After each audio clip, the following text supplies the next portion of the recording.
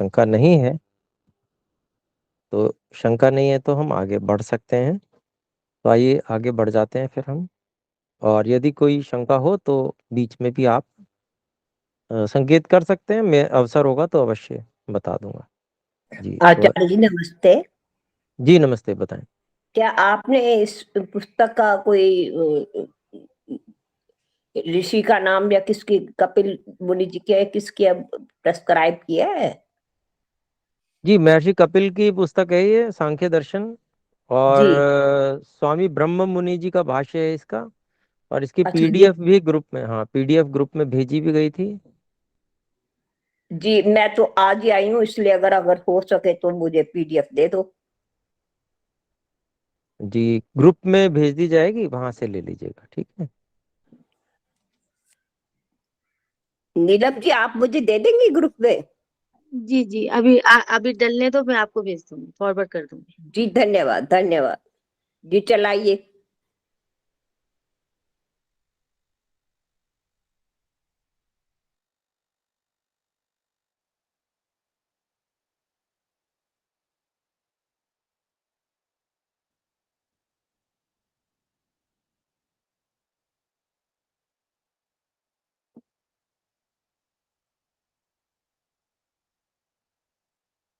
ओम जी, मैंने भेज दी है पीडीएफ ग्रुप में। थोड़ी देर में आ जाएगी। जी, तो आइए देखते हैं। अध्यवसायो बुद्धि ही। तो जो बुद्धि है, बुद्धि का स्वरूप है निर्णय कराने वाला है। निर्णय कराती है बुद्धि। ये बुद्धि का कार्य है, उपकरण है बुद्धि। वो क्या कार्य करती है? निर्णय कराने का में सहयोग करती है। तो इसमें जो भाष्य है स्वामी ब्रह्म मुनि जी का, वो देखते हैं। अध्यवसाय बुद्धि पुरुष शरीरे अध्यवसायो निश्चयो यतो भवति तद्धर्मकम उपकरणम बुद्धि उच्यते। पुरुष के शरीर में निर्णय, अध्यवसाय, निश्चय, निश्चय, यतः जिससे भवति जिससे होता है, तद धर्मकम उपकरणम उस धर्म वाला जो उपकरण है उसको बुद्धि कहते हैं। बुद्धि उच्यते। सामष्टिकम महत्तत्वम, उसको सामष्टिक रूप से महत्तत्व भी कहते हैं। सामष्टिक मतलब संपूर्ण विश्व की दृष्टि से, संपूर्ण विश्व प्रकृति से महत्तत्व बना, महत्तत्व से फिर सारी अन्य चीजें बनी हुई हैं, इसीलिए सामष्टिक जो है वह, उसको महत्तत्व कहते हैं।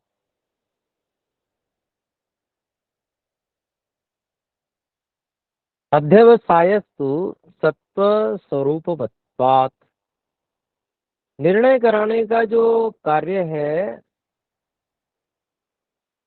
क्योंकि वो सत्व गुण प्रधान है बुद्धि, इसलिए वो निर्णय कराती है, ये अभिप्राय है। सत्व गुण का कार्य है सुनिश्चय कराना, निर्णय कराना। तो ये गुण सत्व गुण का है और सत्व प्रधान ही है बुद्धि, इसलिए वो निर्णय कराने में विशेष है। फिर 14वां सूत्र देखते हैं। 14वें सूत्र में कहा है तत्कार्य धर्मादि ही।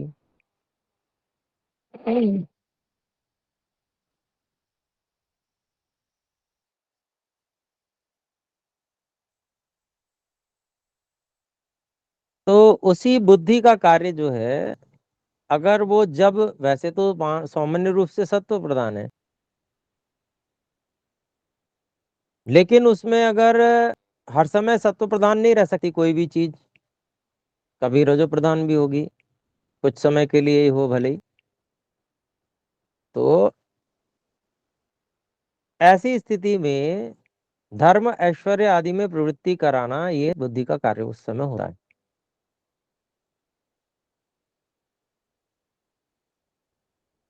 तो आइए इसका भाष्य देखते हैं। छोटा सा भाष्य है। तत्कार्यम धर्मादि ही तस्याः बुद्धेः अंतःकरणस्य कार्यम धर्मो ज्ञानम वैराग्यम ऐश्वर्य प्रवृत्तिश्च रजो योगात्।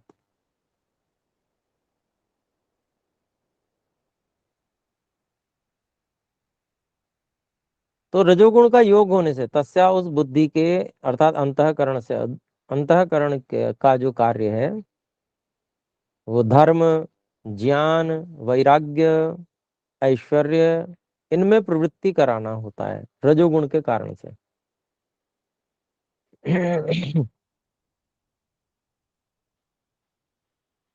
तो ये बातें सब हमारी योग दर्शन में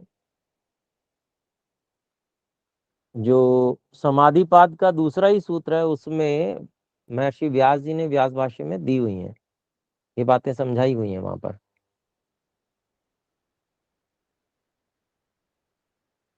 अथ योगानुशासनम, फिर दूसरा सूत्र है योगश चित्त वृत्ति निरोधा हो, उसके भाष्य में दिया हुआ। तो उसी से थोड़ा सा वहां से ही विस्तार करके यहाँ पर समझा दिया गया है। इसके बाद में 15वां सूत्र है महदुपरागात विपरीतम।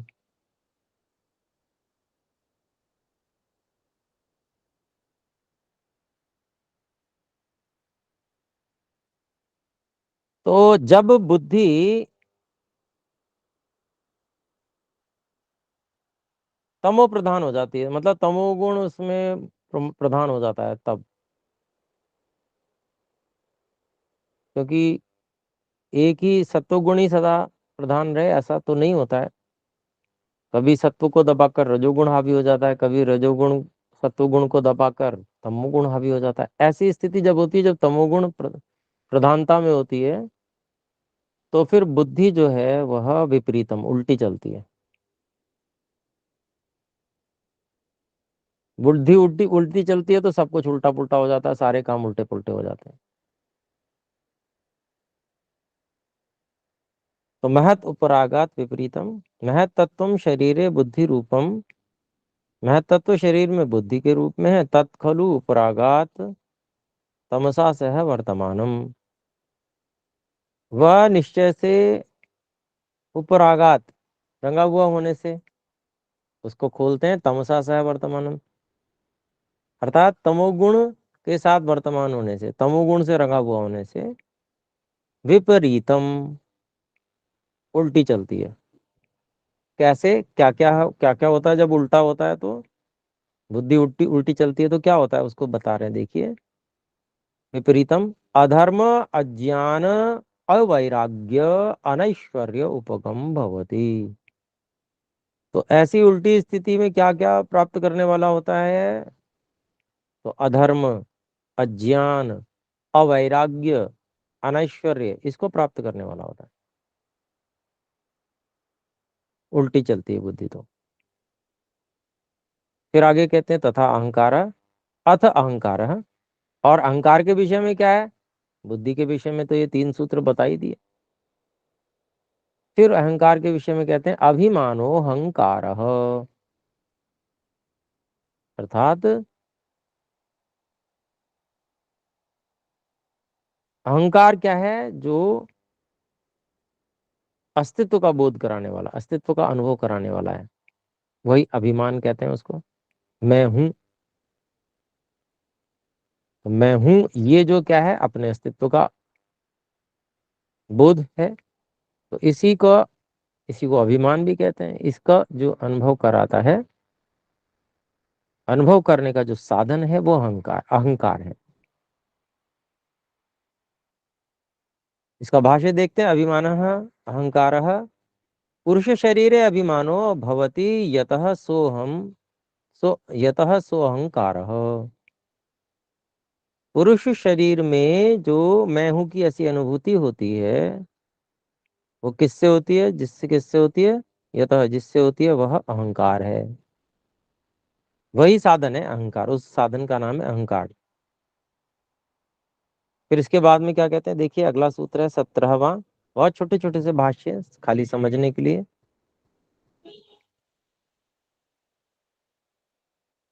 अभिमानो अहंकार, अभिमान अहंकार, पुरुष शरीरे अभिमानो भवति यतः सो अहंकार। पुरुष शरीर में अभिमान होता है जिससे, मतलब मैं हूं की अनुभूति होती है जिससे, वह अहंकार है। अच्छा, इसके बाद ये तो हो गया था इसके बाद का है एकादश पंच तन्मात्रम तत्कार्यम।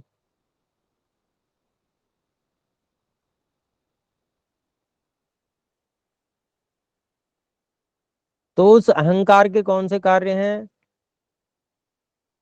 11 कार्य हैं। एक तो 11 कार्य कौन से हैं?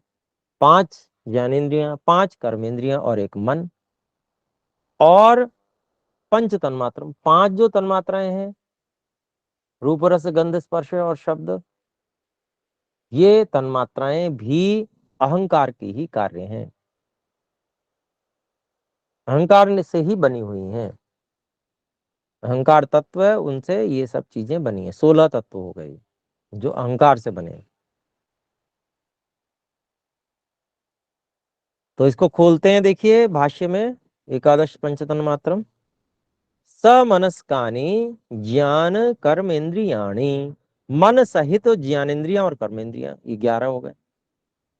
पंच तन्मात्राणि तत्कार्यम, 5 तन्मात्राएं जो है गंध रस रूप स्पर्श और शब्द, ये जो 5 तन्मात्राएं हैं, पंच सूक्ष्म भूत जो हैं, ये अहंकार से कार्यम, ये अहंकार के कार्य हैं, अहंकार इनका कारण है।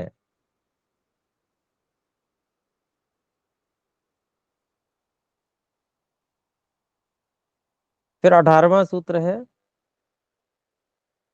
18वें सूत्र में देखते हैं, सात्विकम एकादशकम प्रवर्तते वैकृता वैकृता वैकृताद अहंकारात, वैकृताद अहंकारात।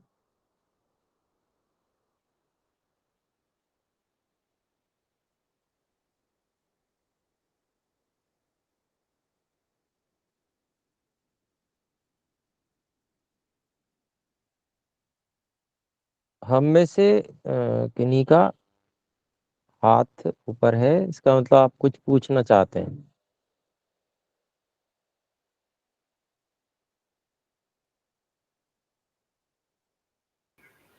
बोल सकते हैं। नमस्ते आचार्य जी, पूछ सकती हूँ क्या? जी जी अवश्य बोलें।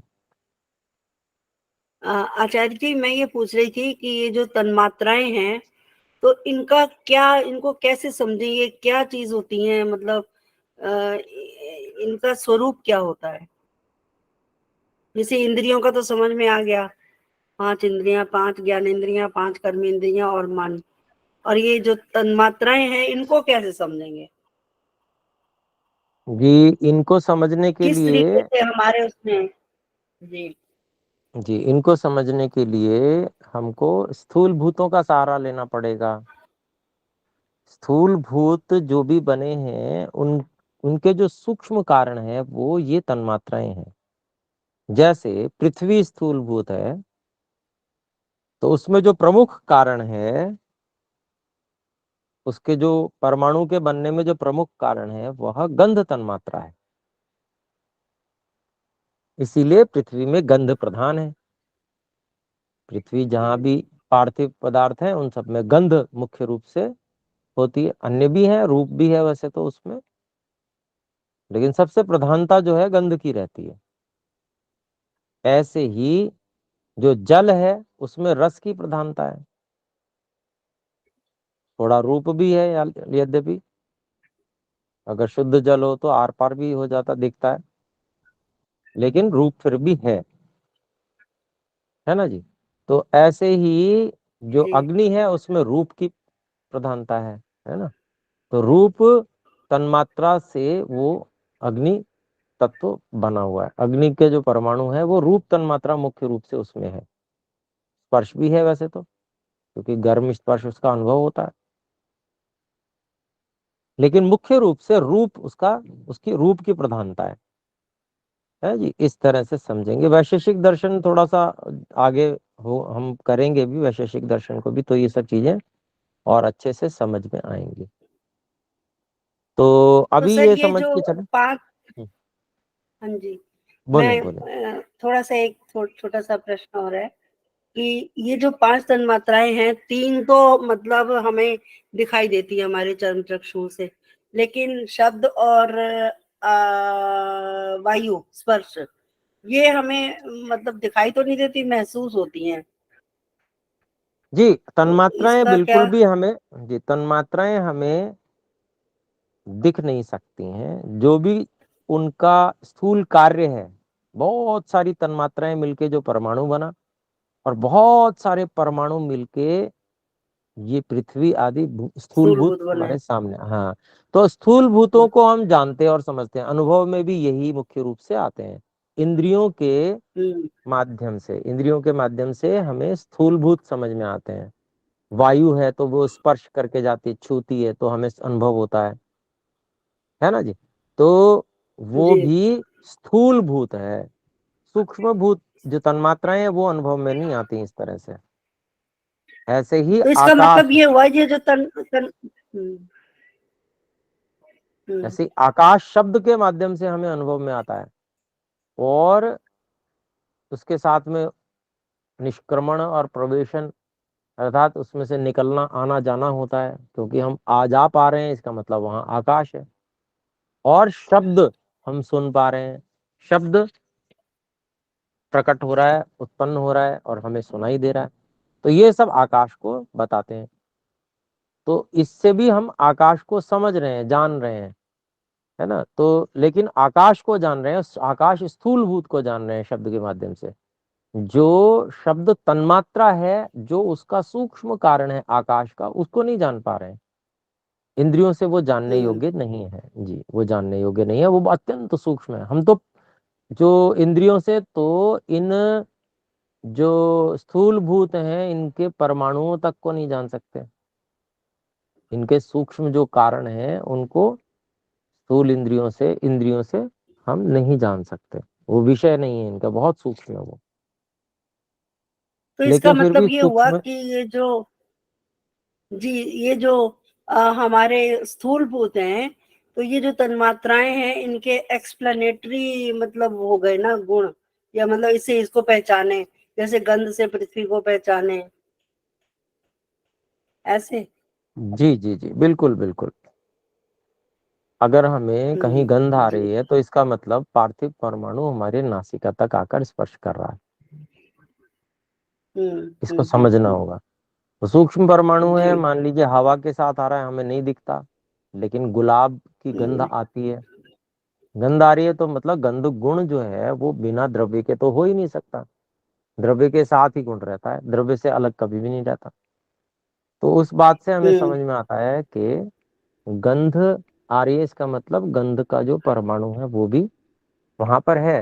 वो नासिका से आकर जो घ्राण इंद्रिय वहां आके उसका स्पर्श हो रहा है, यानी कि उसका जो सन्निकर्ष हो रहा है, जुड़ रहा है वो वहां हम्म, परमाणु। तो जी, इसका जी, मतलब, जी, जी। जी जी, तो परमाणु का इस तरह से हम तो, इस तरह से तो साक्षात्कार हो जा रहा है परमाणु का, बहुत सूक्ष्म है वो, है ना। लेकिन वो अगर हम यूं देखें, आंखों से देखना चाहते हैं हम, तो यूं नहीं दिखता, परमाणु भी नहीं दिख पाता। जी। उसको सूक्ष्मदर्शी यंत्र से वैज्ञानिक लोग देखते हैं, बहुत बड़ा करते हैं किसी चीज को, तब उसको देख पाते हैं, वो उससे देख सकते हैं। लेकिन अभी तक ये भी बड़ा कठिन है कि परमाणु स्तर की चीज किसी वैज्ञानिक ने देखी भी हो। ये सब संकल्पनाएं परिकल्पनाएं हैं, देख भी नहीं पाए अभी तक, इतने सूक्ष्म है ये। तो अभिप्राय क्या है, ये तो परमाणु की बात कर रहा हूँ जो स्थूल भूतों के हैं। सूक्ष्म भूत तो मतलब ये बहुत ही सूक्ष्म हो गया, वो तो बहुत ही सूक्ष्म स्तर है। ठीक है जी,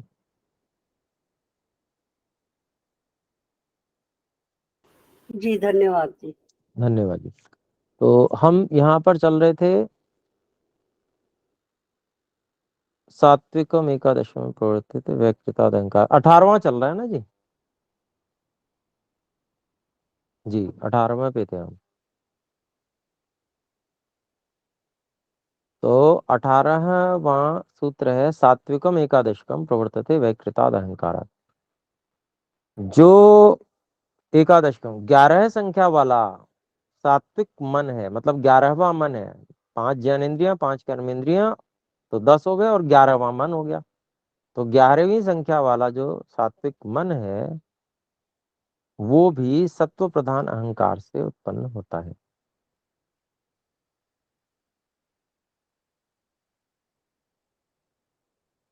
तो आइए इसको हम देखते हैं, इसका भाष्य। वैकृतात् अहंकारात्, संशुद्ध, इसको खोलते हैं, संशुद्धात् सत्व भूमिवतो अहंकारात्।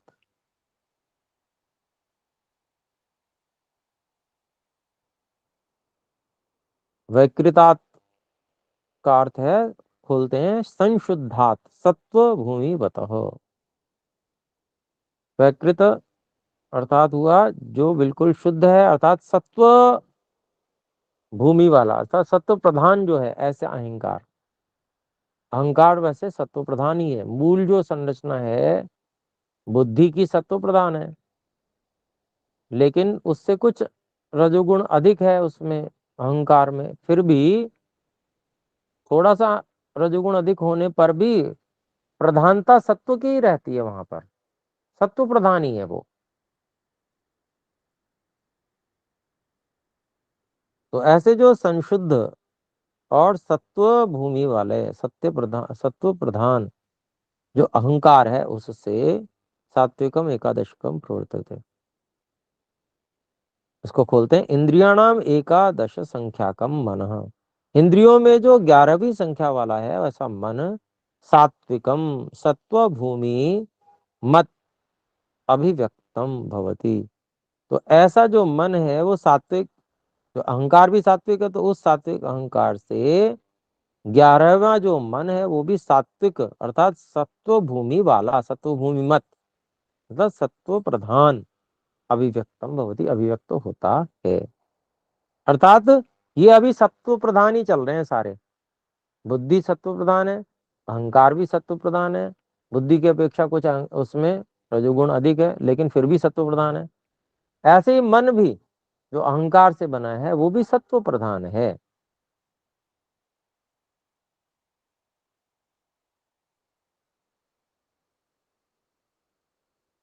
तो वहां पर थोड़ा सा तमोगुण की मात्रा भी अधिक हुई, उसी के कारण से वहां पर हमको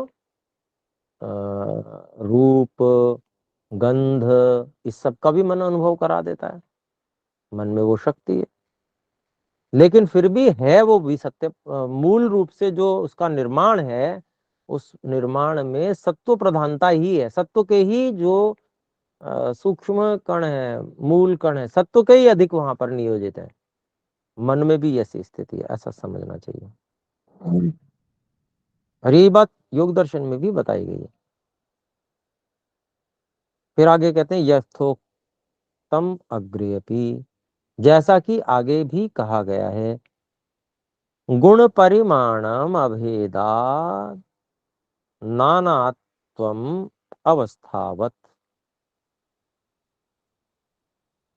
जो गुण है, अर्थात गुण सत्व रज और तम, ये गुण को गुण कहा जाता है। इन सत्व रज तम के परिणाम भेद से, अर्थात अलग अलग परिणाम बनते हैं इनसे, अलग अलग परिणाम हो रहे हैं। मतलब थोड़ा अनुपात बदला तो अलग परिणाम बन गया, थोड़ा और बदला तो और परिणाम। तो ये सत्व आदि गुणों के परिणाम भेद से वस्तुओं की भिन्नता, नानात्वम, भिन्नता होती है, अवस्थावत, अवस्था के समान। भिन्न भिन्न अवस्थाएं जैसे होती हैं, जैसे एक आम है, तो आम जो है उसकी कच्ची अवस्था में वो खट्टा है, अर्थात वहां रजोगुण का आधिक्य है। ठीक है, उसके बाद में वो पक गया, पकता गया, पकता गया, बिल्कुल मीठा हो गया, वो तो सत्व गुण की प्रधानता हो गई। फिर उसके बाद में धीरे धीरे उसमें सड़न शुरू हो गई, तो फिर तमोगुण की प्रधानता हो गई। तो अवस्था अलग अलग हैं, इस कारण से उसमें गुणों के परिणाम भी भिन्न भिन्न है। इसी कारण से तो अवस्थाएं बदल रही हैं। तो उसको उदाहरण के रूप में यहाँ कहा कि गुणों के परिणाम के भेद से वस्तुओं की विविधता होती है। जैसे ईश्वर ने गुणों का नियोजन किया है, जैसे लगाए जिस वस्तु में, वो वस्तु वैसे ही प्रतीत होती है, ज्ञात होती है। तो यही नानात्वम है, भिन्नता। बहुत प्रकार का होनापन और अवस्था के समान उसको बताया। तो आगे कहते हैं राजसाद अहंकाराद राजसम तामसाद अहंकार तामसात अपि योजनीयम। ये स्वामी जी ने अपनी ओर से लगा दिया है, ऐसा इसको ऐसे नहीं लेना चाहिए कि भाई सात्विक अहंकार से तो सात्विक मन गया, फिर मन बन गया, फिर हाँ राजसिक अहंकार भी कोई होता होगा उससे राजसिक मन बन जाएगा। ये जो है ये ठीक कल्पना नहीं है, इसको ये सिद्धांत में दोष आ जाता है, क्योंकि मन तो एक बार ही बना है और वो सात्विक ही है। ये अलग बात है कि सात्विक होते हुए भी क्योंकि गुणों में चंचलता है, गुण कभी स्थिर नहीं रहते, अर्थात सत्व रजतम ये स्थिर नहीं रहते, इनका प्रभाव बदलता रहता है। कभी सत्व चाहे कितने ही अधिक हो तो भी उसको दबा के कभी तो रज ऊपर आएगा ही आएगा। चाहे कितने भी बलवान सत्व और रज हैं फिर भी तम अगर कमजोर भी है तो, लेकिन एक समय तो ऐसा आएगा ही कि वो उन दोनों को दबा के कभी ऊपर होगा, थोड़े ही समय के लिए हो भले ही। तो ये जो चलम च गुण वृत्तम क्षिप्र परिणामी चित्तम उक्तम, ये जो वाक्य योग दर्शन का है, योग दर्शन के दूसरे पाद के 15वें सूत्र में जो दुखों का वर्णन करते हैं, जिसमें परिणाम ताप संस्कार दुख यह गुण वृत्ति विरोधाच, उसकी व्याख्यान में महर्षि वेदव्यास जी ने ये बातें लिखी हैं। चलम च गुण वृत्तम, गुणों की जो व्यवहार है चाहे कितना भी कोई प्रधान हो तो भी कभी तो ऐसा होगा ही होगा, क्योंकि चंचलता है उनमें, गुण कभी स्थिर नहीं होते, कोई प्रभावी होगा कभी कोई। तो उस रूप में जो सात्विक मन है वह ही कभी रजोगुण से भी युक्त होता है, कभी तमोगुण से भी युक्त होता है। ऐसा नहीं है कि भाई राजसिक अहंकार से राजसिक मन अलग से बना हुआ हो, ये जो बात है ये सिद्धांत से सही नहीं आती, इसलिए इसको छोड़ देंगे।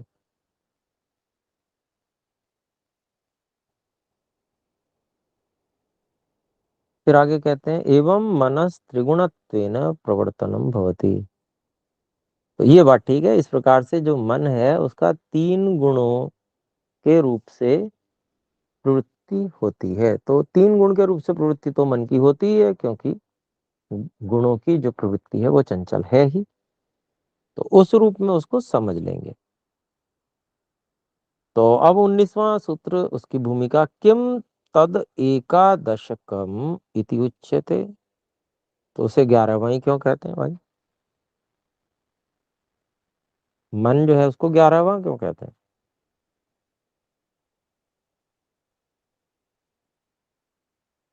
तो 19वां सूत्र कहते हैं, 19वां सूत्र है कर्मेंद्रिय बुद्धि इंद्रिय आंतरम एकादशकम। तो मिला के पढ़ेंगे कर्मेंद्रिय बुद्धि इंद्रियरांतरम एकादशकम। कर्मेंद्रिय बुद्धि इंद्रिय आंतरम एकादशकम। क्या अभिप्राय हुआ इसका? कर्मेंद्रियों और ज्ञानेंद्रियों के साथ रहने के कारण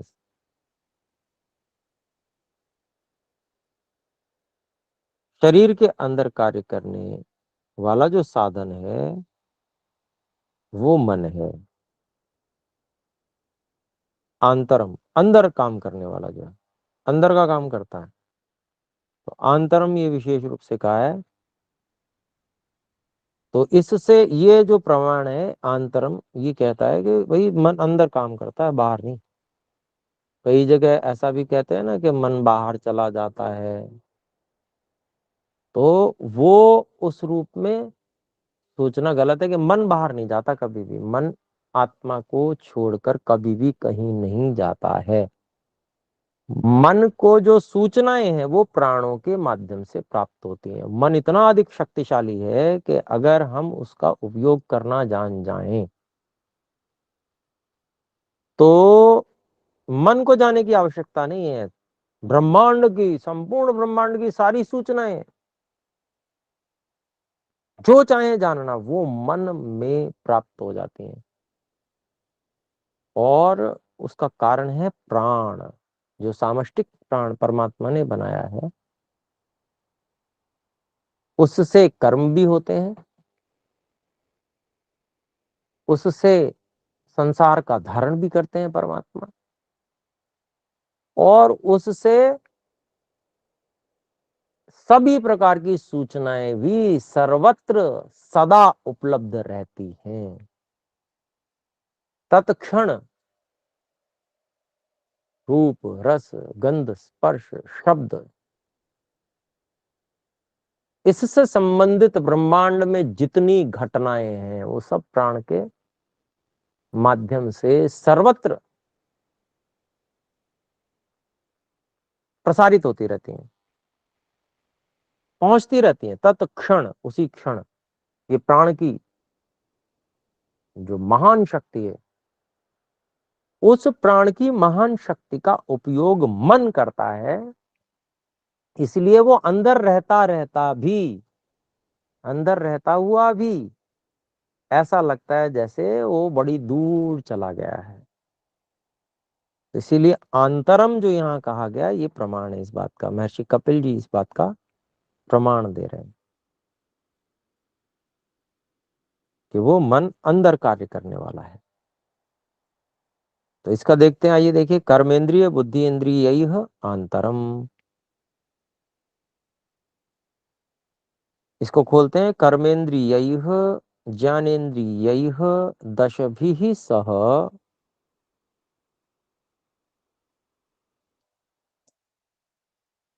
यद आंतरम आंतरिकम इंद्रियम मनः तत् एकादशकम एकादश संख्याकम अस्ति। लगा सकते हैं हम अपने आप। अभिप्राय क्या हुआ? कर्मेंद्रियों और ज्ञानेन्द्रियों के द्वारा, अर्थात 10 के द्वारा,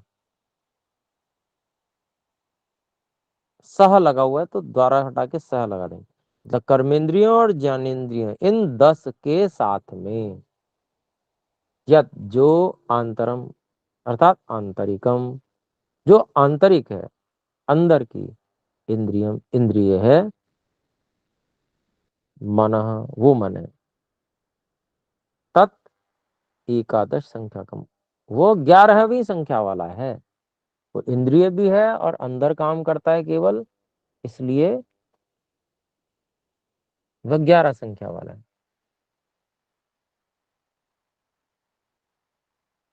यथा मनौ अपि, अर्थात मनुस्मृतौ, ऐसा कह देंगे।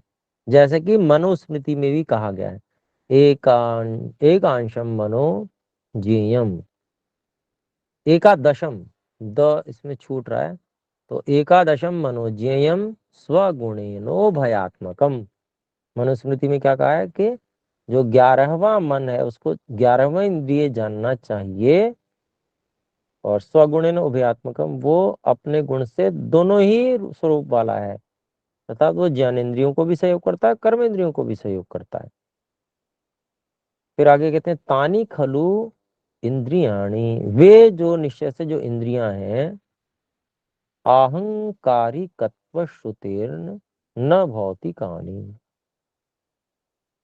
उनका अहंकारिकत्व सुना जाने से, अर्थात वो इंद्रियां जो हैं वो अहंकारिक अर्थात अहंकार से बनी हुई हैं, इस कारण से न भौतिकानी, वो भौतिक नहीं है इंद्रियां।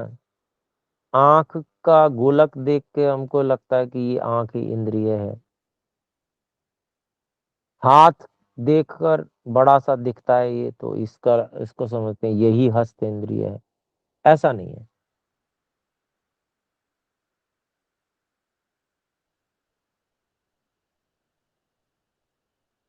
तो फिर तो कहते हैं वो अहंकारिक है, मतलब वो अहंकार से बनी हुई है, इसलिए वो भौतिक नहीं है। भूत भौतिक मतलब पृथ्वी जल अग्नि वायु आकाश से जो बनी हुई है वो तो भौतिक हो गए, लेकिन जो इससे नहीं बनी हुई है वो तो अहंकार से सीधे बनी हुई है, अत्यंत सूक्ष्म है। तो इसलिए वो अहंकारिक हैं, भौतिक नहीं है। भूत भौतिक स्थूल भूतों से, पृथ्वी जल अग्नि वायु आकाश से बनी हुई नहीं है। तो इसको हम देखते हैं, इसमें क्या कह रहे हैं, देखिए, भौतिकानि न भूतोपादान कानि न संति। मतलब ये इंद्रियां जो है स्थूल भूत, पृथ्वी जल अग्नि वायु आकाश, इनके उपादान, ये उपादान कारण नहीं है इंद्रियों के। आगे कहते हैं अहंकारिकत्व श्रुते नैषाम अहंकार कार्यत्व श्रवणात्। नहीं, तेषाम, नैषाम नहीं है, तेषाम अहंकार कार्यत्व श्रवणात्। उन इंद्रियों के अहंकार का कार्य होना, सुना जाने से, वो इंद्रियां अहंकार का कार्य है।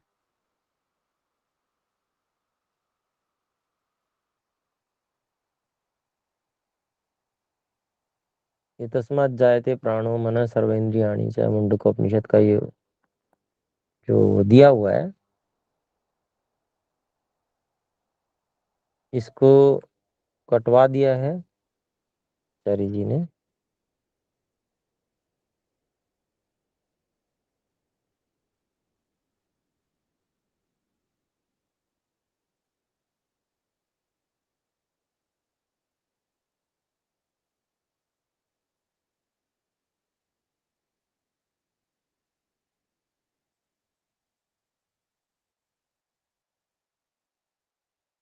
तो यहाँ पर जो ये तस्मात् जायते, वहां पर निमित्त कारण परमात्मा की चर्चा है, इस कारण से ये कटवाया है। इस परमात्मा से ही ये प्राण मन सभी इंद्रियां उत्पन्न होते हैं। परमात्मा निमित्त कारण है, वहां प्रकरण वही है, इस कारण से। इसमें दूसरा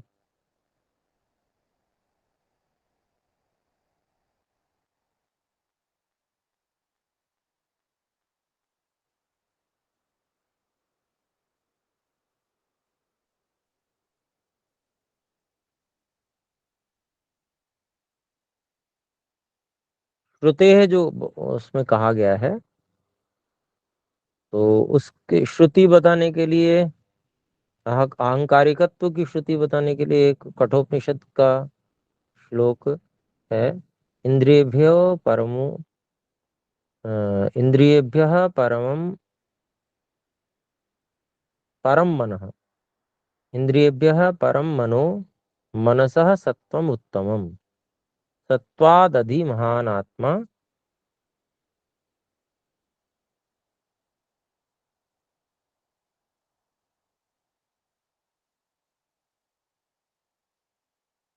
सत्वादधि महानात्मा, महतो महतो व्यक्तम उत्तमम। तो क्या अभिप्राय हुआ? इंद्रियभ्यः परम मन, इंद्रियों से जो सूक्ष्म है वो मन है। मनसः सत्यम सत्वम उत्तमम, सत्वम, और मन से अहंकार सूक्ष्म है। सत्वादधि महान आत्मा, और जो अहंकार है उससे भी सूक्ष्म क्या है? महतत्व है, महतत्व का स्वरूप है। और महतो अव्यक्तम उत्तम, और महत तत्व से भी जो सूक्ष्म है वो अव्यक्त, अर्थात प्रकृति, मूल प्रकृति, सत्वरजतम की साम्यावस्था, वो है सूक्ष्म।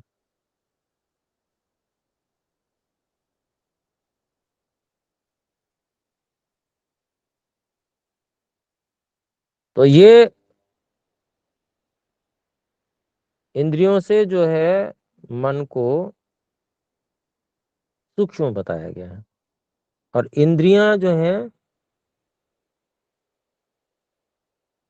वो मन के लगभग समान स्तर की ही हैं। तो इस कारण से भौतिक नहीं है, इस बात में प्रमाण दिया गया।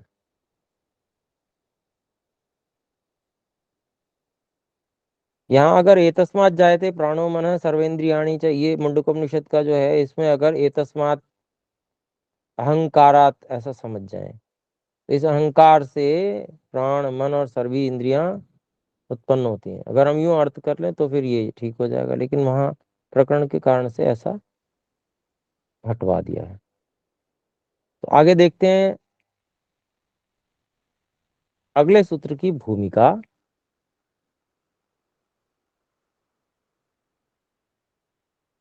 इंद्रियाणि न भौतिकानि इति उच्यते। इंद्रियां जो हैं वो भौतिक नहीं है, ऐसा कह रहे हैं आप। पुनः पुरुषस्य मृतस्याग्निं वा गप्येति वातम, प्राणश्चक्षुरादित्यम, मनश्चंद्रमसम, दिशा श्रोत्रम। बृहदारण्यक उपनिषद की श्रुति दे रहे हैं यहाँ पर। उदाहरण के लिए कहते हैं कि भाई आप तो ये कहते हैं कि इंद्रियां भौतिक नहीं है, फिर तो पुरुषस्य मृतस्य, मरे हुए पुरुष की अग्निम वा गच्छेति,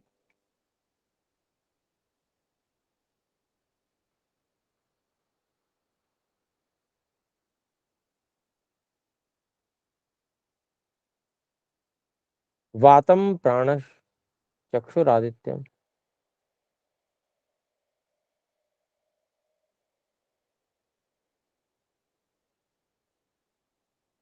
प्राण जो है वो वायु में चले जाते हैं। चक्षु आदित्यम, जो चक्षु है वो आदित्य में चले जाते हैं। मन चंद्रमसम, मन जो है वो चंद्रमा में चला जाता है। दिशा श्रोत्रम, और जो श्रोत्रेंद्रिय है वो दिशाओं की ओर चली जाती है। कथम तेषाम लयो भूतेषु प्रतिपाद्यते। अगर वो उससे बनी हुई नहीं है तो उसमें लय को क्यों कहा गया है, भूतों में लय को क्यों कहा गया है इस श्रुति में। पत्रोचित उसका उत्तर देते हैं।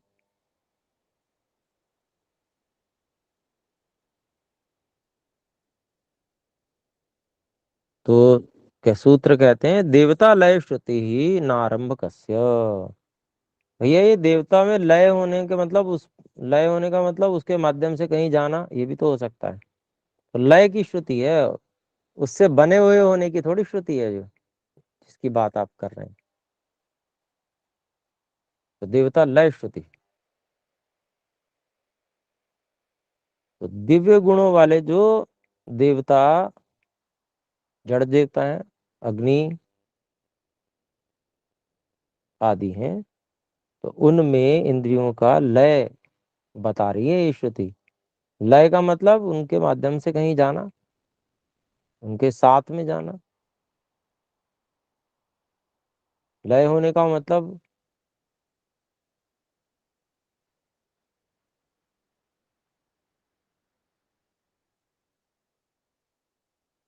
उनसे उसमें मिल जाना, जाके मिल जाने का मतलब क्या कि अपना अस्तित्व खो देना नहीं, अस्तित्व सहित रहना, ये है मिलने का अभिप्राय।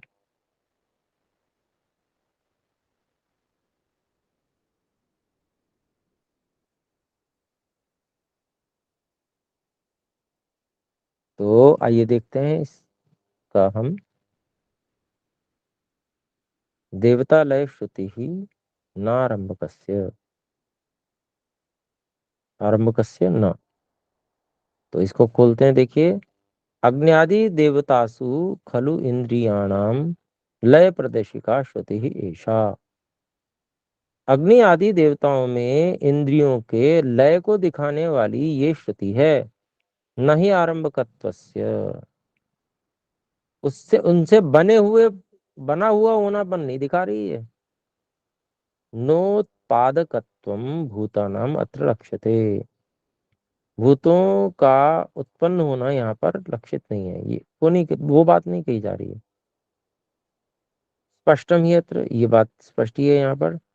चंद्र दिंग नाम तो देवतात्वम येषाम लय स्थानानाम नहीं चंद्रो दिक् वा पंचभूतेषु स्तः।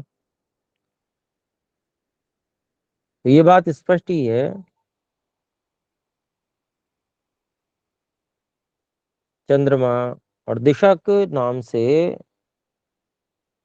इनका जो देवत्व कहा गया, देवतापन कहा गया,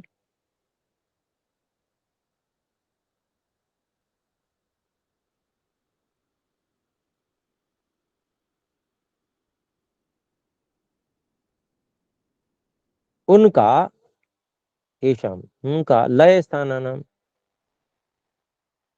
उन के जो लय के स्थान है उनका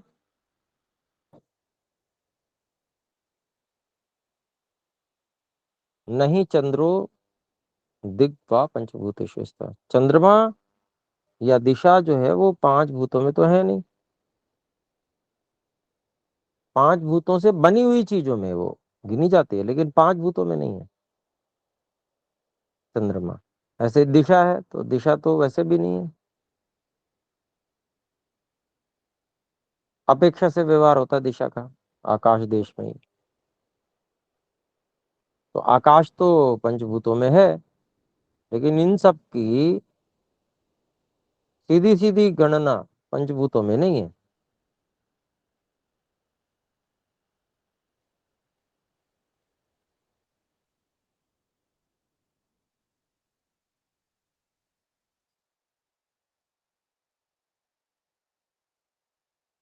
तो यहाँ यही कहना चाहते हैं कि देवताओं में लय की श्रुति नहीं समझनी चाहिए। लय की श्रुति इस प्रकार से समझनी चाहिए कि उनमें जाना होता है, लेकिन इसका मतलब ये नहीं है कि वो अपना अस्तित्व खोकर घुल जाते हैं।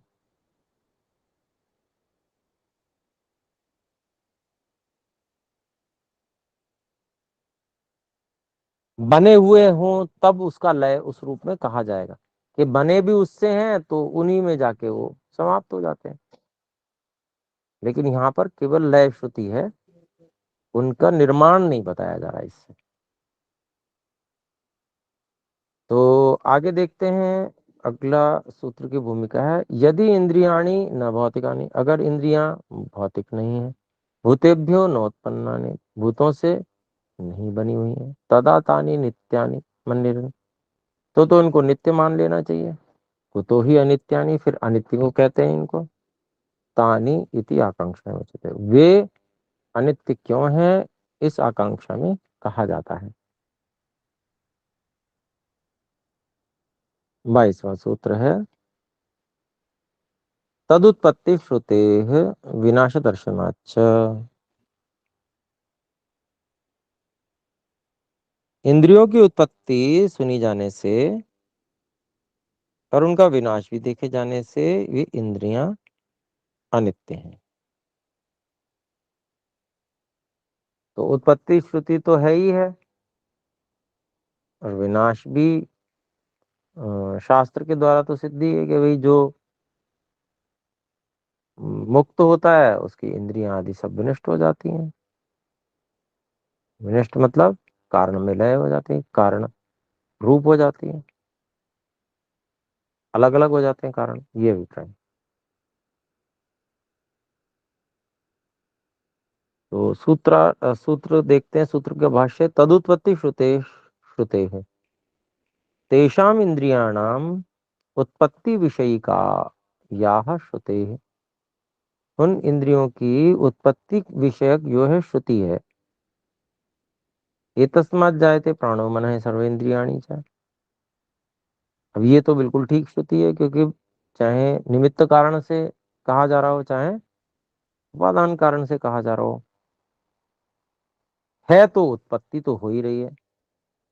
जायते का उत्पन्न होना है, प्राण मन और सभी इंद्रियां उत्पन्न होते हैं। जब ये उत्पन्न होना कह दिया इसका मतलब ये श्रुति ठीक है, उत्पत्ति के लिए बिल्कुल ठीक है। अथच विनाश दर्शनात् को खोलते हैं, तेषाम इंद्रियाणाम विनाशो अपि दृश्यते, उन इंद्रियों का विनाश भी देखा जाता है। तस्मात् इंद्रियाणि संति अनित्यानि, तो कैसे विनाश देखा जाता है वो मैंने अभी आपको बताया कि जब व्यक्ति मुक्त होता है तो सूक्ष्म इंद्रियां सूक्ष्म शरीर भी नाश को प्राप्त हो जाते हैं।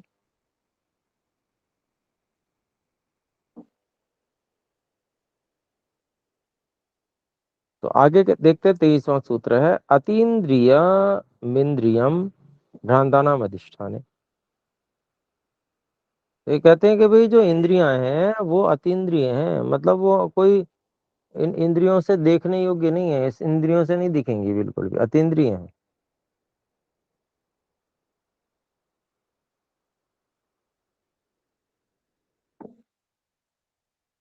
और फिर कहते हैं भ्रांतानाम अधिष्ठाने, जो इन इंद्रियों के गोलकों को ही इंद्रिय समझते हैं, वो भ्रांत लोग हैं।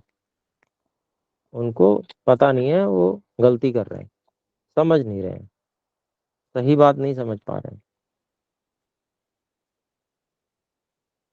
इंद्रियम अतीन्द्रियम, ये भाष्य देखते हैं। चक्षुरादि इंद्रियम खलु अतीन्द्रियम, चक्षुरादि इंद्रिय जो है वो अतीन्द्रिय हैं, इंद्रिय से नहीं पकड़ में आ सकते हैं, दिखने योग्य नहीं। तद भिन्नेन केनचित अपि इंद्रियेण नोपलब्धम, जो एक इंद्रिय है वो अपने से भिन्न अन्य इंद्रियों से बिल्कुल भी जानने योग्य नहीं है, वो नहीं पता चल पाती। अधिष्ठाने भ्रांतानाम गोलके गोलकात्मना खलु इंद्रिय मंतव्यम भ्रांतानाम न तो वस्तुतः। गोलक जो इंद्रिय का है, दिख रहा है, ये सब गोलक स्वरूप वाले जो इनको इंद्रियां, इनको कहना, इनको मानना, इंद्रियां जो गोलक हैं उनको, ये भ्रांता नाम कार्यमस्ति, जो भ्रांत लोग हैं उनका कार्य, न तो वस्तु, तो वास्तव में ऐसा नहीं है। फिर आगे कहते हैं यदि गोलकम न इंद्रियम तद भिन्नम अतीन्द्रियम तरहि तु एकमेव इंद्रियम स्यात् भिन्न भिन्न बाह्य आकारा भावात्। तो ऊपर शंका उठाई कि यदि जो गोलक को ही तुम इंद्रिय नहीं मानते हो, उससे अलग अतीन्द्रिय इंद्रिय होती है, तो तब तो एक ही इंद्रिय हो, एक ही इंद्रिय से सब काम चल जाएगा। क्योंकि अंदर जो इंद्रियां हैं उसमें तो अलग अलग, कोई जैसे बाहर में अलग अलग इंद्रियों का अलग अलग आकार है, वैसा अंदर तो कोई आकार है नहीं। तो ऐसे आकार का अभाव होने से तब एक ही मान लो इंद्रिय, फिर अलग अलग नाम क्यों ले रहे हो? तो उसका उत्तर देते हैं इस 24वें सूत्र में, शक्ति भेदे अपि भेद सिद्धौ नैकम।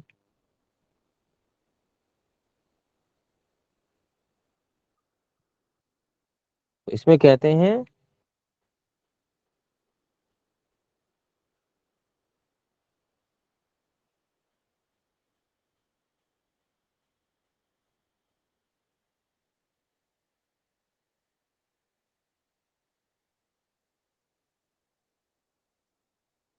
शक्ति भेदे अपि,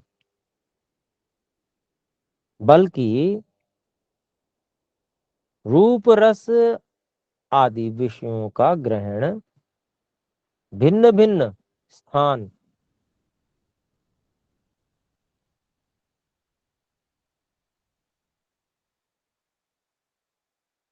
तथा शक्तियों से होने पर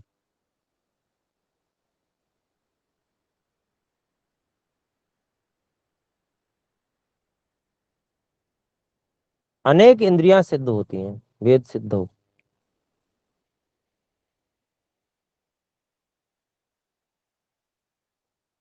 रूप रस आदि जो विषय हैं उनका ग्रहण भिन्न भिन्न अलग अलग स्थानों में अलग अलग शक्तियों से होने के कारण से अनेक इंद्रियां सिद्ध होती हैं, वेद सिद्ध हो। नैकम, इंद्रिय एक ही नहीं मानी जा सकती।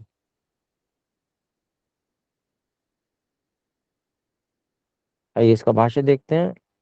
अभिशक्ति भेदे भेद सिद्धौ एकम न अपितु शक्ति भेदे सती गंध ग्रहण शक्ति, कौन कौन सी शक्ति ग्रहण हो रही है? शक्ति का भेद होने पर अलग अलग,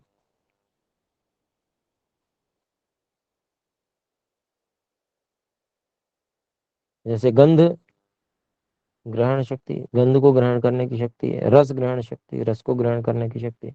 रूप ग्रहण शक्ति, स्पर्श ग्रहण शक्ति, शब्द श्रवण शक्ति, शब्द को सुनने की शक्ति है।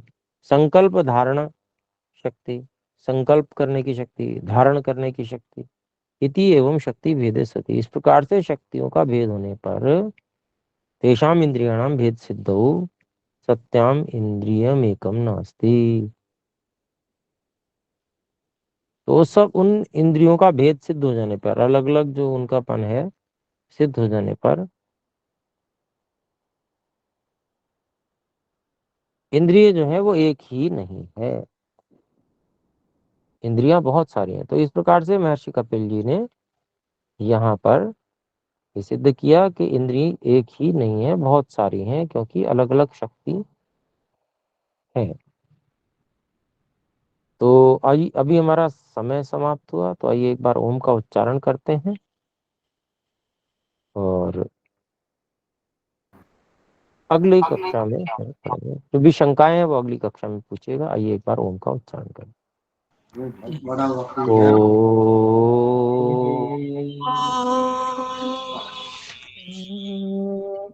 सादर नमस्ते गुरु जी। नमस्ते जी, सभी धन्यवाद। को सादर नमस्ते। आचार्य जी, धन्यवाद।